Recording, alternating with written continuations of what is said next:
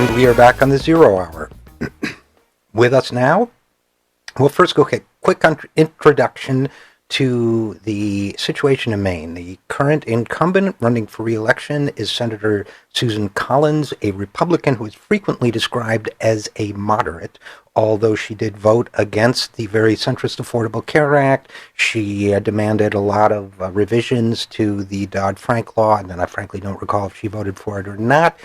Her first act upon re-election, should she be re-elected, would be to vote for a very non-moderate Mitch McConnell for majority leader. Should McConnell, or minority leader, should McConnell survive his own challenge in his home state. And with us now is Senator Collins's Democratic Party opponent, Shenna Bellows, who has served as executive director of the ACLU, the American Civil Liberties Union, in Maine for the last 8 years, and is now challenging Senator Collins. Ms. Bellows, thanks so much for joining us. Good afternoon. It's a pleasure. Well, and it's a pleasure to have you. So, how's the campaign going? We are doing wonderfully. We're building a grassroots movement all across the state of Maine. We've raised over $1 million, and with an average contribution of $68 and a median contribution of $7.50. So we are building some incredible grassroots momentum, and that's how we win this race. Well, those are great statistics. I especially like that $7.50 median contribution. That's a great number, and that number of contributions in a state with the population of Maine is very impressive. So I am delighted to hear that. It sounds very grassroots, just the way we like it. And recently this week you had some comments about Social Security, which is a topic of great interest to us here on this show.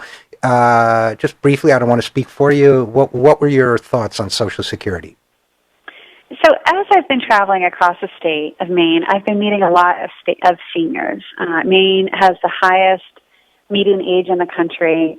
We have a high population of seniors, and there are more than 314,000 Maine residents who are receiving Social Security benefits, with an average Social Security benefit of almost $12,700. And what I'm hearing is that these seniors are really struggling right now. They're being forced to choose between food and medicine in some situations. We're seeing rising hunger among our seniors.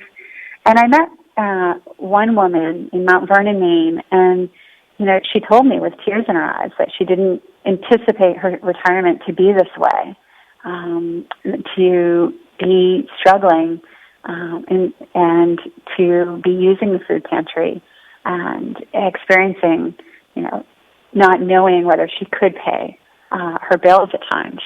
And so that's why I've become so passionate about expanding Social Security benefits.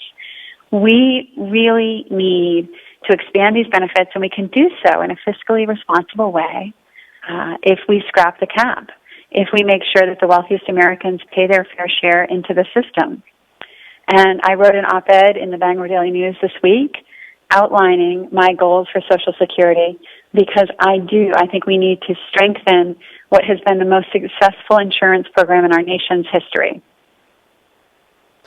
Well, and that puts you in line with a growing and significant contingent of the folks who would be your colleagues should you prove victorious, including most recently Senator Elizabeth Warren, who has been speaking out on the same topic. For people who don't know you well and don't know your campaign or your issues, would you consider yourself more or less an Elizabeth Warren type Democrat, or where would you fit in the spectrum of Democratic figures that are out there?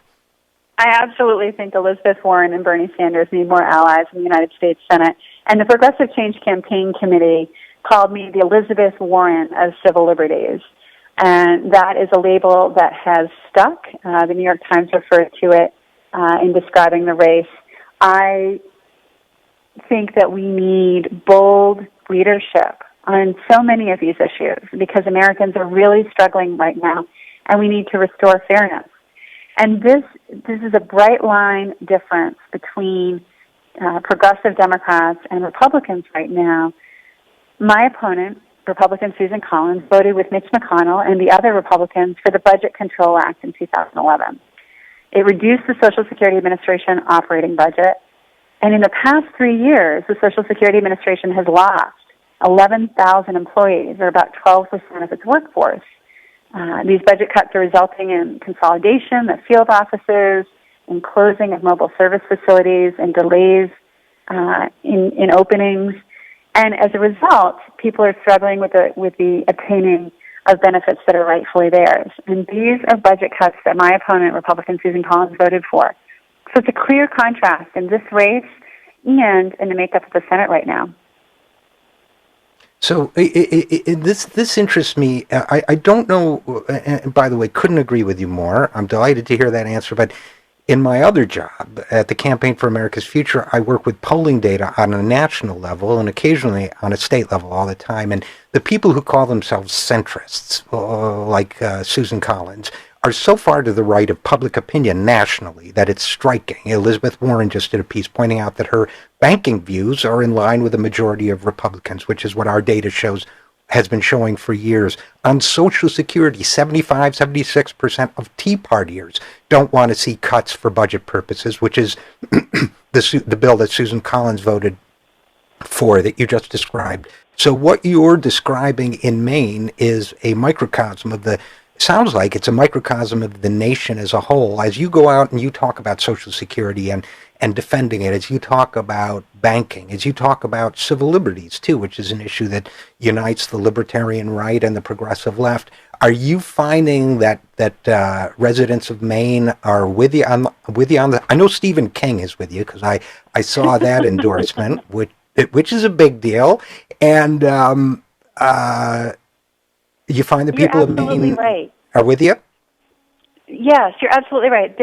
When you look at the polls, there's majority support for strengthening Social Security and Medicare. A majority of Mainers support increasing the minimum wage, which Susan Collins voted against. A majority of Mainers support strong environmental protections and women's rights. And so, in a sense, on this issue and on many others, Republican Susan Collins is out of step with where the electorate is.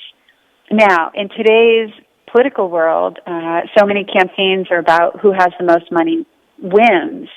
And that's what we're trying to break through with our grassroots campaign and our return to these issues, because what campaigns ought to be is a full and fair exploration of ideas and competing philosophies.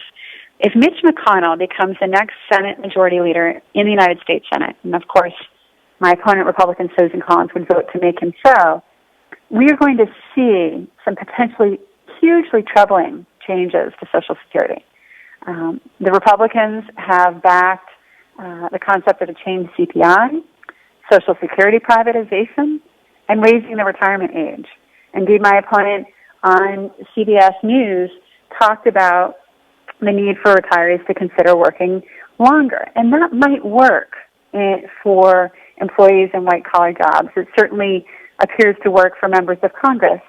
But for folks like my father, who's a carpenter from rural Maine, working past 65 is not necessarily viable. You know, for carpenters and electricians and laborers, people doing heavy blue-collar work, to get up on roofs or engage in this really heavy manual labor doesn't make a lot of sense. And with age discrimination and hiring challenges, that compounds the challenge for older Americans in the workforce.